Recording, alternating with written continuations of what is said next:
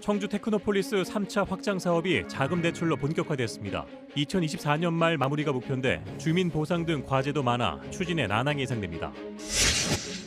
민간 개발이 추진되는 구룡산 인근에 멸종 위기종 맹꽁이를 비롯해 다양한 동식물이 서식하는 것으로 확인되면서 개발과 보존을 둘러싼 논란이 거세질 전망입니다. 청주시가 적자에 허덕이는 클레이 사격장 보수에 수십억 원을 투입하기로 했는데 정작 지역 주민들의 이용도는 낮고 소음 민원도 계속되고 있어 사업 타당성에 의문이 제기되고 있습니다.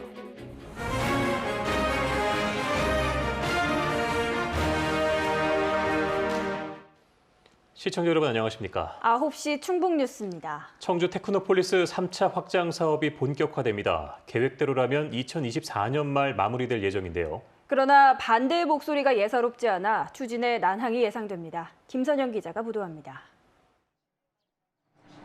청주시 흥덕구 송절동과 외북동, 내곡동 등 203만 제곱미터, 2024년 말 준공을 목표로 청주 테크노폴리스 3단지 확장 사업이 본격화됩니다.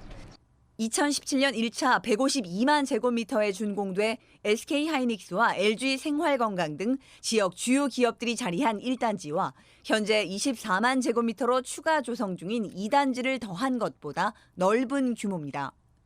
사업 시행자인 TP자산관리는 사업비 8,400억 원 대출이 최종 승인됐다고 밝혔습니다.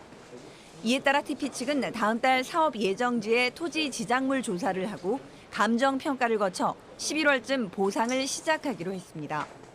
이대로라면 내년 말쯤 착공해 2024년 말 준공한다는 구상입니다. 의견에 대해서는 면밀히 검토 분석을 해서 사업 추진에 가능하면은 이렇게 반영이 될 수 있도록. 그러나 주민대책위원회는 오히려 TP 측이 최근에야 사업 추진 공문을 보내서 일방적인 수용을 요구한다며 반발하고 있습니다. 강력하게 그 투장 내지는 뭘 해서라도 강력하게 저지할 겁니다. 일단 현재로서는 그네들이 우리가 요구하는 것들을 제대로 반영할 생각이 없는 것 같아요. TP 사업 부진의 유물 보존에 대한 논란도 끊이지 않습니다. 미분양 속출 우려 속 대규모 아파트 공급, 대기오염 최악 도심의 SK하이닉스 LNG 발전소 건립 등 곳곳에 난제가 산적해 있습니다. KBS 뉴스 김선영입니다.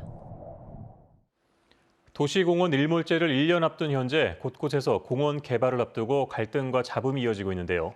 개발에 대한 반감은 무엇보다 환경 파괴에 대한 우려가 크기 때문인데 일부 녹지만 개발하더라도 멸종 위기종까지 살고 있는 생태계의 균형이 깨질 수 있다는 지적입니다. 이만영 기자입니다. 청주 구룡산 인근 도심공원 내 연못입니다. 어둠이 내리자 여기저기서 풀벌레와 개구리의 울음소리가 들려옵니다. 가까이 들여다보니 산란기를 맞아 울음 주머니를 크게 부풀리며 구애의 몸짓이 한창인 양서류가 보입니다. 멸종위기 야생동물 2급 맹꽁입니다. 이런 얘기가 있는데 이제 개구리 울지 않는 곳에 아이를 낳지 말아라라는 이야기가 있습니다. 그만큼 개구리가 우는 곳은 사람이 살기도 좋다는 뜻이기 때문에 맹꽁이는 도로 옆 수로에서부터 초등학교 내에서까지 곳곳에서 목격되며 환경단체의 모니터링 결과 이날 하루에만 구룡산 일대 12곳에서 확인됐습니다. 이뿐만이 아닙니다. 구룡산 일대는 멸종위기종 금개구리를 비롯해 천연기념물 솔부엉이와 소쩍새 등이 서식하고 있는 보존 가치가 높은 도심 생태계입니다. 시민환경 전문가들은 이 지역에 민간 개발이 진행될 경우 되돌릴 수 없는 재앙이 될 것이라고 경고합니다. 청주시의 계획대로 녹지의 30%만 개발해도 전체 생태계의 균형이 깨질 수 있기 때문입니다. 30% 사라지고 70% 지켜지면 70%에서 살면 되지 이렇게 이야기하는데 그 30% 안에 만약에 수생태계가 들어있다라고 하면 사실은 물이 필요한 생물들은 다 사라져가는 것이거든요. 개발이냐 보존이냐 극심한 갈등 속에 멸종 위기에 놓인 생태계와 공존하기 위한 지역사회의 고민도 필요해 보입니다. KBS 뉴스 이만영입니다. 오늘 하루 충주와 제천의 과수원 15곳에서 과수 화상병이 추가로 확인됐습니다. 이에 따라 충북에서 지난달 24일부터 현재까지 화상병 확진 판정을 받은 농가는 46곳, 전체 피해 면적은 32.6헥타르로 늘었습니다. 또 간이 검사에서 양성 반응이 나와 정밀 검사 중인 과수원은 25곳입니다. 이 청주 종합사격장 안에는 29년 전에 개장한 클레이 사격장이 있습니다. 이 시설이 낡아 최근 증개축의 필요성이 제기되고 있는데 이 시설 활용도를 끌어올리기 위한 대안 마련이 시급하다는 지적도 나오고 있습니다. 자세한 속사정을 함영구 기자가 취재했습니다. 탄피와 깨진 접시 조각이 수북이 쌓여 있는 청주 클레이 사격장. 1990년 문을 연 사격장 입구에는 6개월 휴장을 알리는 현수막이 걸려 있습니다. 장기간 운용된 시설을 보수하기 위해서입니다. 여기 사격을 하게 되면 거기서 떨어지는 그 납탄이라든가 이 접시 이런 게 그 토양 그 오염이 되기 때문에 토양을 정화하는 겁니다. 올해 시설 정비에 들이는 예산은 5억 6천만 원. 내년에는 낡은 발사대 교체 비용으로 10억 원이 더 들어가야 합니다. 최근에는 각종 대회를 치르기에는 설비가 부족하기 때문에 추가로 한계사루를 신설해야 한다는 의견까지 제기되고 있습니다. 이럴 경우 추가로 필요한 비용이 대략 20억 원. 앞으로 2, 3년 사이 3, 40억 원의 예산이 더 필요한 셈입니다. 일부에서는 막대한 예산에 비해 기대 효과는 못 미친다는 회의적인 시각도 있습니다. 사격 소음 등으로 인한 민원은 끊이지 않고 있는데 지역에 돌아오는 혜택은 크지 않기 때문입니다. 실제 청주권의 학생 선수와 실업팀은 전무하고 타 지역 몇몇 동호인들의 전유물로 전락했다는 지적까지 나오고 있습니다. 사격장 운영 수입의 대부분을 차지하는 전국대회 개최도 1년에 두세 차례가 전부입니다. 결국 보름 안팎의 대회 유치와 일부 동호인들을 위해 시설을 보수해야 한다는 모순에 빠진 것입니다. 대회를 치르기에 시설이 규모가 작아요. 여기가 보완을 하지 않으면 내년부터 전국대회를 할 수 없다라는 그런 얘기가 나오고 있거든요. 지난해 2천만 원이 넘는 적자를 피하지 못하고도 수십억 원대의 보수 공사를 앞둔 상황.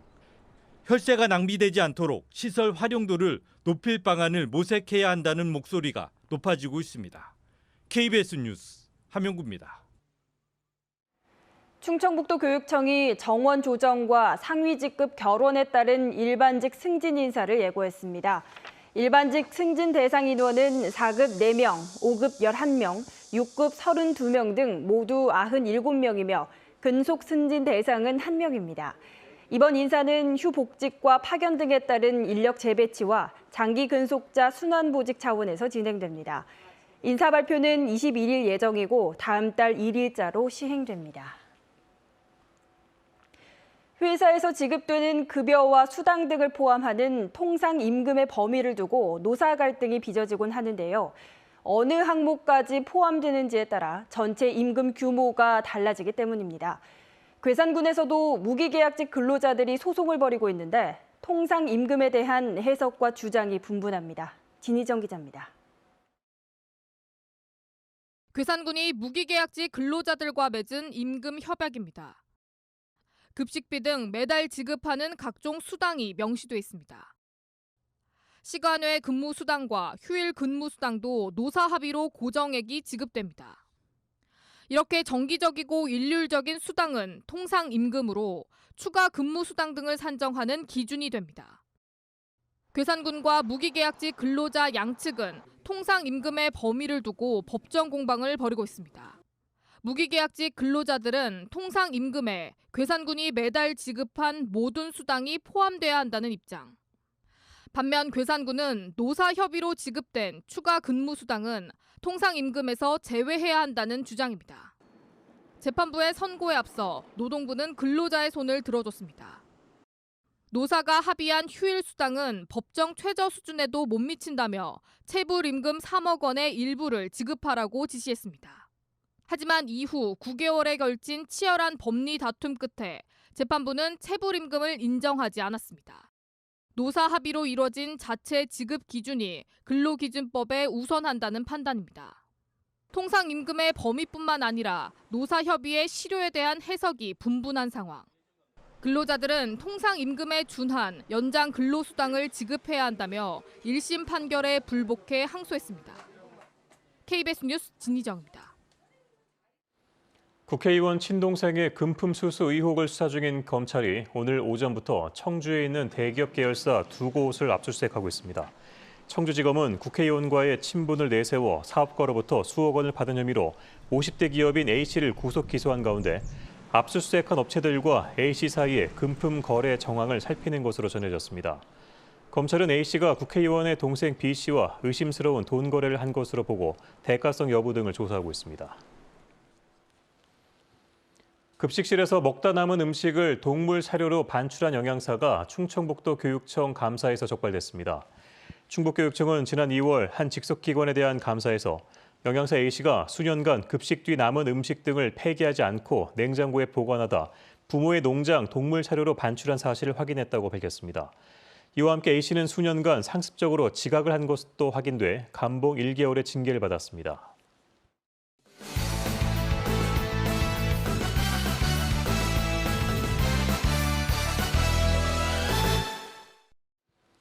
청주의 모 대학교는 이 대학 A 교수가 학과 조교 B씨에게 성적 수치심을 느낄 수 있는 부적절한 발언과 행동을 하고 개인적인 일을 시켰다는 신고가 지난달 말 접수돼 조사를 벌이고 있다고 밝혔습니다. 또 해당 조교는 피해가 없도록 양성평등센터에서 보호하고 있으며 피해 내용이 사실로 확인되면 절차에 따라 해당 교수를 징계 처분할 계획이라고 전했습니다. 청주 동부소방서는 오늘 새벽 2시 30분쯤 산모 27살 A씨를 청주시 내덕동에서 충북대병원으로 이송 중 여아가 태어났다고 밝혔습니다. 또 출동 구급대원들이 출산이 임박했음을 인지하고 침착하게 분만 유도를 진행했다고 설명했습니다. 산모와 아이는 현재 건강한 상태로 병원에서 회복 중에 있습니다.